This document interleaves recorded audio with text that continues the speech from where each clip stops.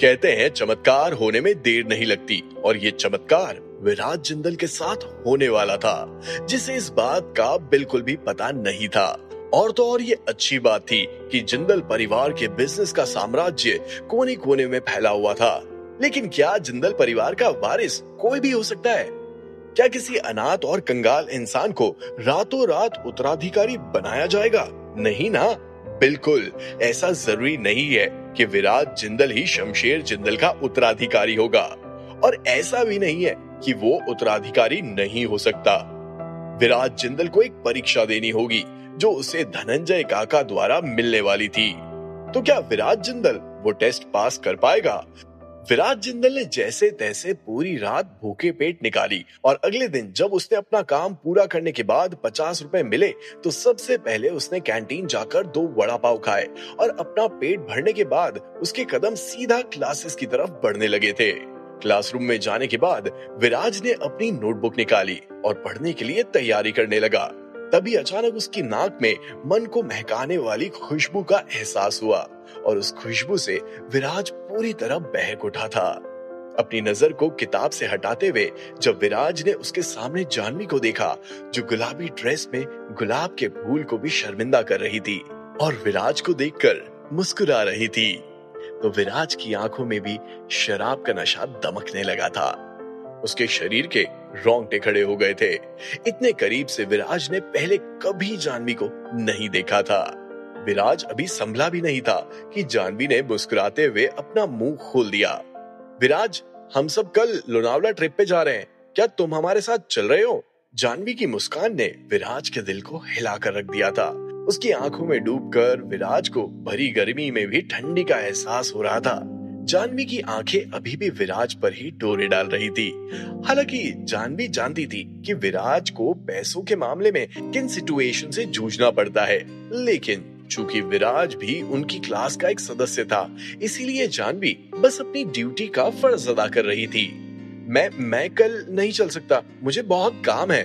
विराज के मुंह से एक नॉर्मल सा बहाना बाहर आया, जिसे शायद सभी लोग जानते थे। विराज का जवाब सुनने के बाद जानवी के मुंह से कोई शब्द बाहर नहीं निकले।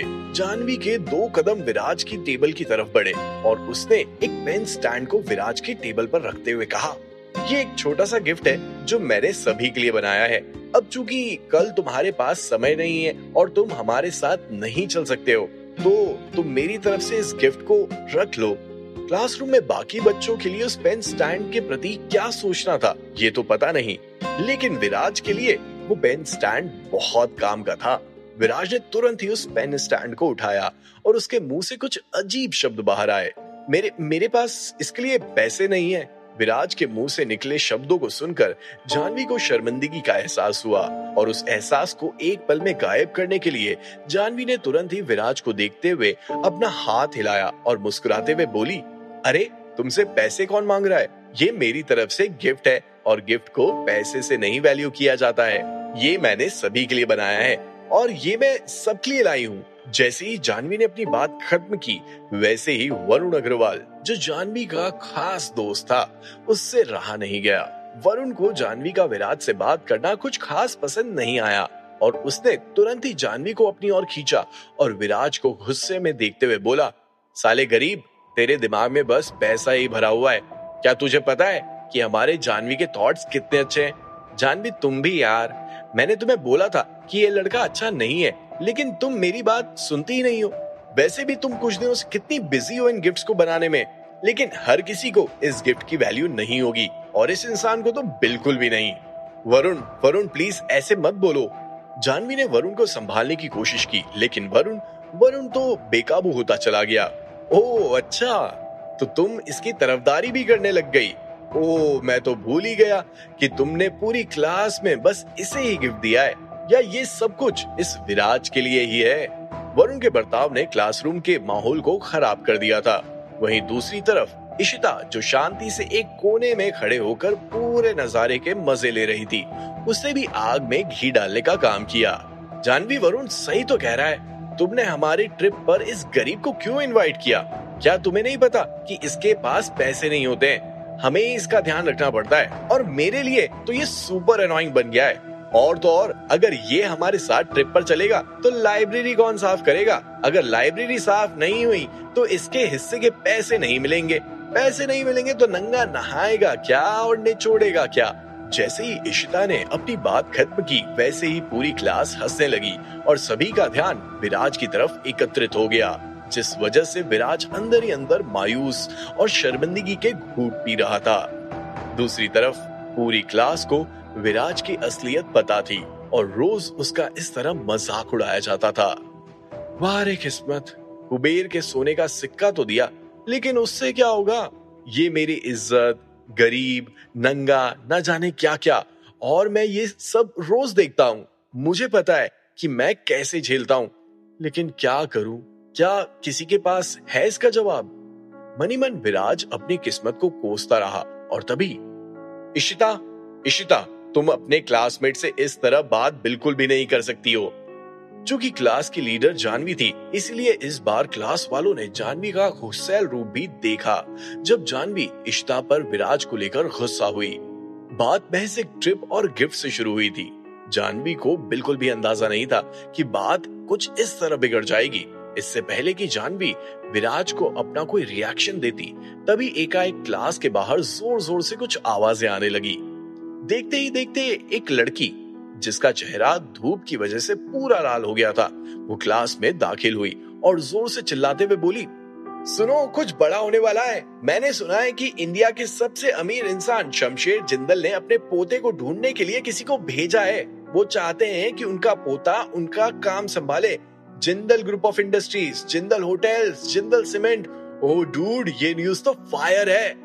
OMG, शमशेर जिंदल का बिजनेस, यार वो तो बिलियनियर है, अरबों खरबों का मालिक है वो तो।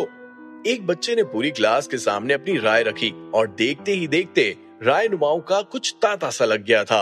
अरे शमशेर जिंदल का बिजनेस कोई छोटी मोटी चीज नहीं है। हम तो वो ही जानते हैं जो हमने न्यूज में और मीडिया रिपोर्ट्स में देखा और पढ़ा है।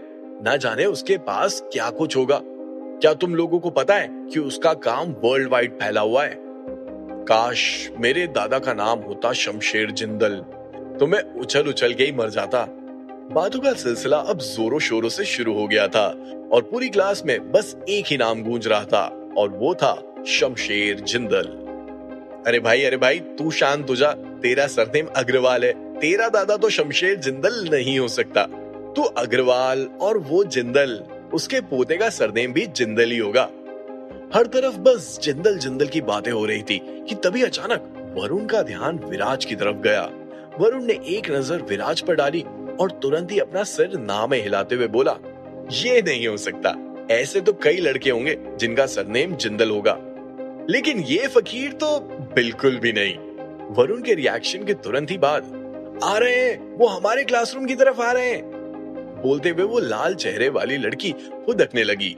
तभी अचानक काले कपड़े पहने हुए कुछ बॉडीगार्ड्स ने क्लासरूम का दरवाजा खोला और एकाएक क्लासरूम में दाखिल हुए। उनके हाथों में बड़ी बड़ी गन्स थी, जिसे देखकर कुछ बच्चे पूरे ही घबरा गए थे।